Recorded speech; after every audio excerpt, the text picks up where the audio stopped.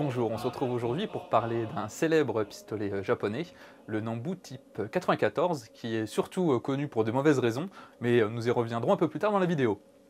Premièrement, un grand merci à l'armurerie La Commanderie de Navarre, donc n'hésitez pas à aller leur rendre visite si vous êtes dans le sud-ouest ou à consulter leur site internet. Et un grand merci également à mes tipeurs qui permettent de faire tous mes déplacements, donc n'hésitez pas non plus à les rejoindre si vous le pouvez bien sûr. En tout cas, ce pistolet type 94 jouit d'une assez mauvaise réputation et d'un certain mythe par rapport à sa capacité à pouvoir tirer sans que l'on ait appuyé sur la queue détente. Et on va voir dans cette vidéo si cette mauvaise réputation est 100% légitime ou si elle est légèrement exagérée. L'histoire du Nambu type 94 commence bien avant le début de la Deuxième Guerre mondiale. En 1929, les équipes de l'ingénieur Kijiro Nambu commencent la conception de ce qui deviendra ce type 94. Et l'objectif était d'avoir une arme relativement compacte par rapport au pistolet qu'utilisait l'armée japonaise de l'époque, et c'était d'autant plus important d'avoir une arme de petite taille, car ce pistolet était initialement destiné aux équipages de chars et d'avions qui avaient besoin d'une arme de poing compacte au cas où. Après différents essais, l'armée impériale va adopter le pistolet Nambu en 1934, et l'arme devient officiellement le type 94. La production va donc commencer, et entre 1934 et 1945, le Japon a produit un peu plus de 70 000 de ces pistolets. Finalement, ces armes ne seront plus uniquement destinées aux équipages de véhicules, mais également aux autres soldats, notamment les officiers, et évidemment, le début de la guerre va faire exploser la demande pour cette arme, qui va alors être fabriquée en masse. D'ailleurs, les premiers pistolets étaient assez bien usinés et c'est à la fin de la guerre que la qualité de fabrication va vraiment chuter et on va leur voir des traces d'usinage sur quasiment toutes les pièces. Mais le problème principal de ce Nambu type 94, c'est son fonctionnement et le fait qu'il soit possible d'abaisser la gâchette si on appuie sur cette pièce, sur le côté gauche, ce qui va permettre à l'arme de faire feu. On peut quelquefois entendre que cette caractéristique a été voulue et permettait de faire feu quand les soldats japonais faisaient semblant de se rendre. Il y a sans doute eu des cas où c'est arrivé, mais ce ne faisait pas du tout partie du cahier initial de ce pistolet, et ce pour une raison très simple, c'est comme je l'ai dit, l'arme a été conçue bien avant le début de la Deuxième Guerre mondiale. Les ingénieurs savaient que la gâchette était exposée, mais quand la sûreté est activée ou que l'arme est dans son étui, il n'y a pas vraiment de risque. Évidemment, aujourd'hui, aucune entreprise ne concevrait une arme avec un tel défaut, mais à l'époque, c'était une considération secondaire. Mais regardons de plus près ce pistolet pour voir mieux comment il fonctionne et également ce problème avec la gâchette exposée. Le type 94 est un pistolet qui mesure 19 cm de long et il va peser 760 grammes non chargé. Et il peut contenir 6 cartouches de 8 mm Nambu dans son chargeur. Le 8 mm Nambu 8 par 22 mm est une cartouche qui date de 1904 avec une forme en bouteille, un peu comme le C62 Tokarev. Cependant, elle est bien moins puissante que la cartouche soviétique, car son projectile est plutôt léger. Il pèse environ 7 grammes et il se déplace à un peu plus de 300 mètres secondes, ce qui produit environ 300 joules d'énergie, ce qui est assez similaire à du 38 ACP.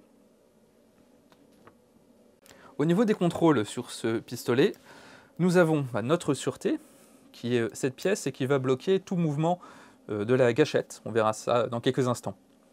Nous avons également notre bouton d'éjection du chargeur, qui est un emplacement classique à côté du pontet. On appuie dessus et on peut retirer notre chargeur. Il y a un petit bouton pour mettre les cartouches plus facilement.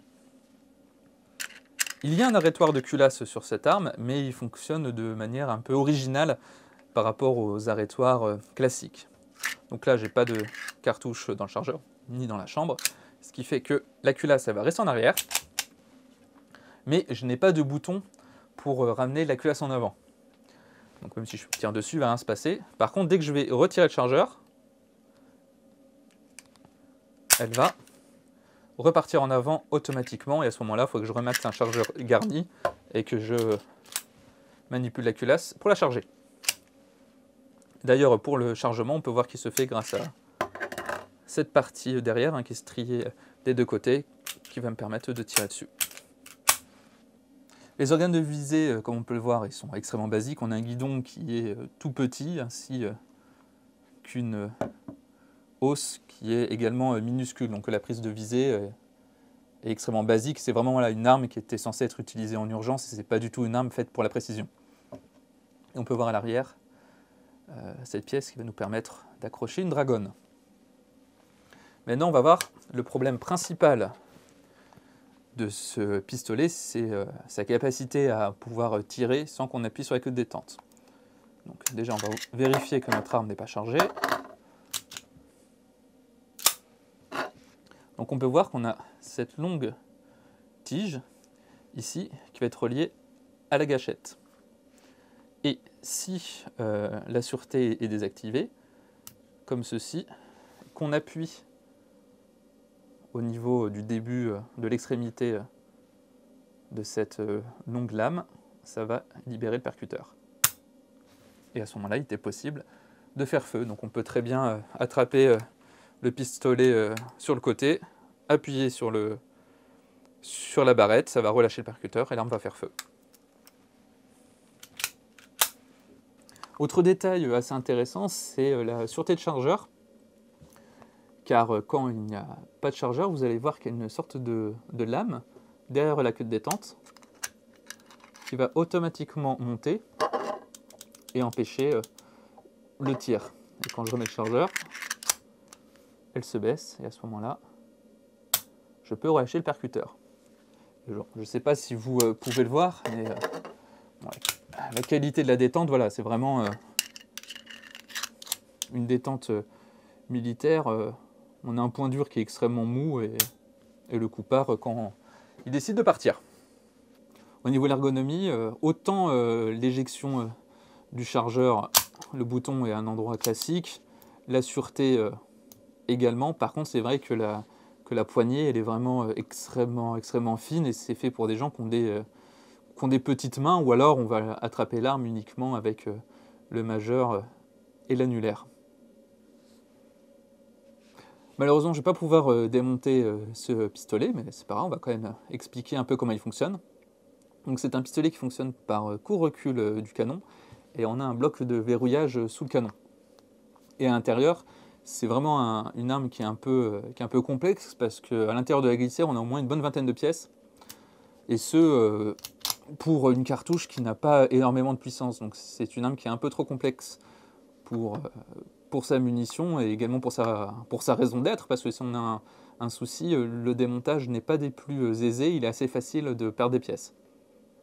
Le Nambu type 94 est un pistolet plus que perfectible, c'est une arme qui est trop complexe, ergonomiquement un peu étrange et potentiellement dangereuse.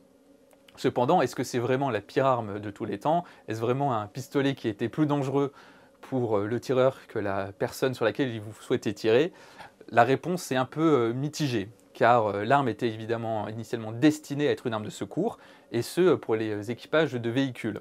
Et elle devait être compacte et également plus fiable que le type 14, et à ce titre, le type 94 remplit sa fonction. Mais c'est toujours intéressant de voir ces armes qui nous semblent aujourd'hui totalement folles, et on voit bien l'évolution des standards de sécurité et d'ergonomie de nos armes modernes. En tout cas, j'espère que cette vidéo vous aura permis d'en savoir un peu plus sur cet étrange pistolet. J'espère que j'aurai l'occasion de filmer d'autres armes japonaises. Je vous invite, comme d'habitude, à vous abonner à la chaîne et, si vous le souhaitez, à rejoindre les tipeurs grâce au lien en description. Sur ce, on se dit à bientôt pour une prochaine vidéo.